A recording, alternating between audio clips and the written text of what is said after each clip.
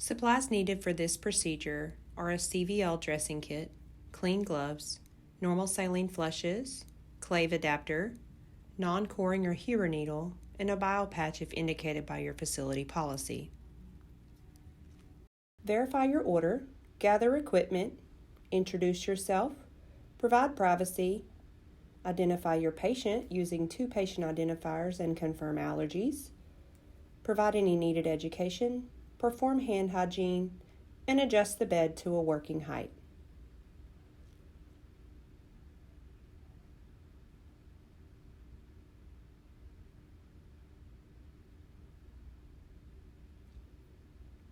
Don clean gloves and expose your patient's chest. Assess the port area for redness, warmth, drainage, tenderness, pain. Apply a mask.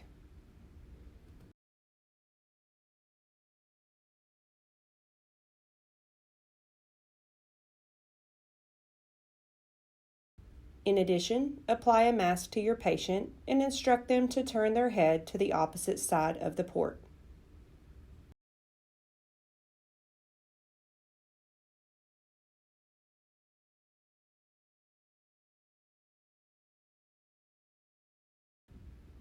Open your sterile kit according to aseptic technique.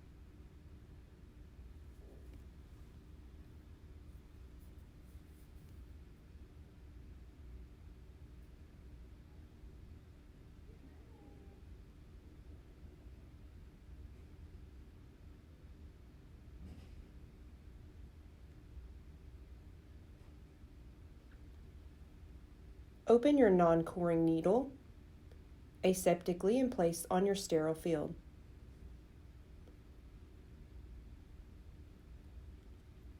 If using a bile patch, open it, place it on your sterile field. Do the same with your clave adapter or your clave adapters. And lastly, open your flush and place it on your sterile field, being careful not to touch the flush while dropping it on the sterile field.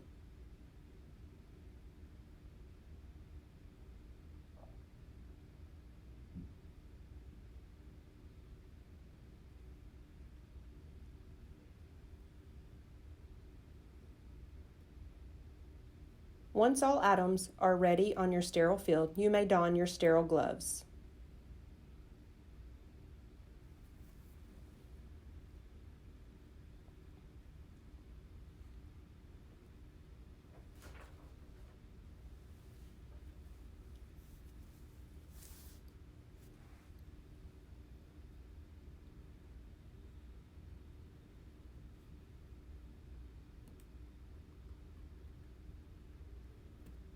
Once your hands are sterile, open your normal saline flush and attach it to either the end of your Huber needle if a clave is already attached, or to the clave and then attach the end of the Huber needle adapter to the clave.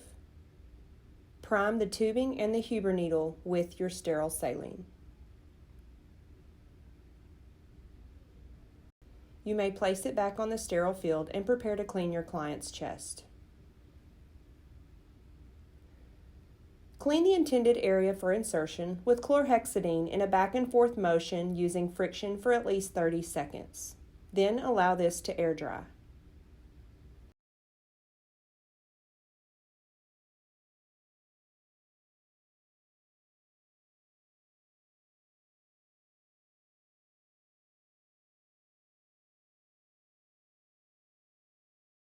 Once dry, use your non-dominant hand to stabilize the port and pull the skin taut between your index finger and your thumb. Using aseptic technique with your dominant hand, insert the primed needle into the center of the port at a 90-degree angle. Push firmly through the skin until the needle hits the back of the port. To confirm correct placement, pull back on the plunger of your saline flush and you'll get a brisk return of blood. After blood is confirmed, use the push-pause method to flush the port.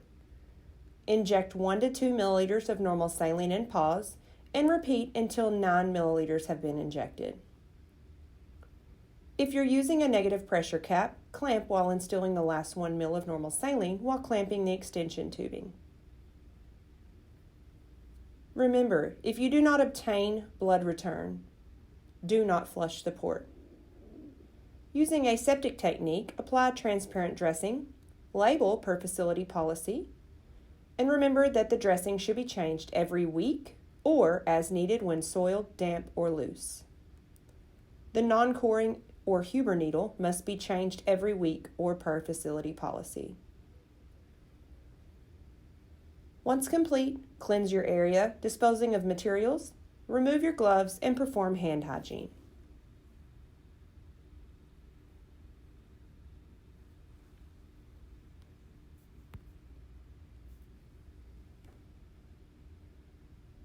For deaccessing an implanted port, the process is fairly simple.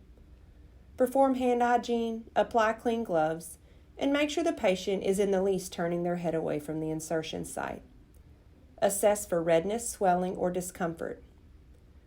Assemble any needed supplies, which should include alcohol swabs for cleaning, 0.9% normal saline flush, as well as a sterile gauze and tape. Open the clamp on your extension tubing, cleanse the end of the cap with an antiseptic, and do not let go of the hub on the extension tubing. Allow it to dry. Connect your saline syringe, aspirate for blood return, and flush the line per facility policy. While stabilizing the needle, remove the transparent dressing.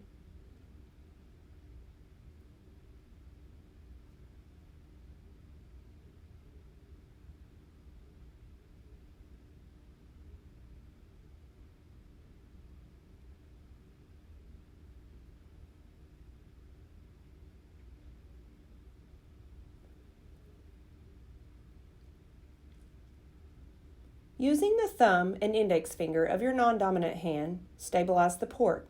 With your dominant hand, remove the Huber needle with an upward pull. Assess for discharge or drainage from the insertion site. Use a sterile gauze to apply pressure to the site if bleeding occurs.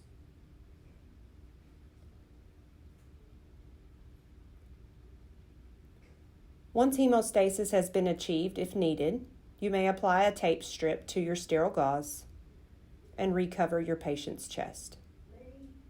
Dispose of your supplies, remove your gloves, and perform hand hygiene.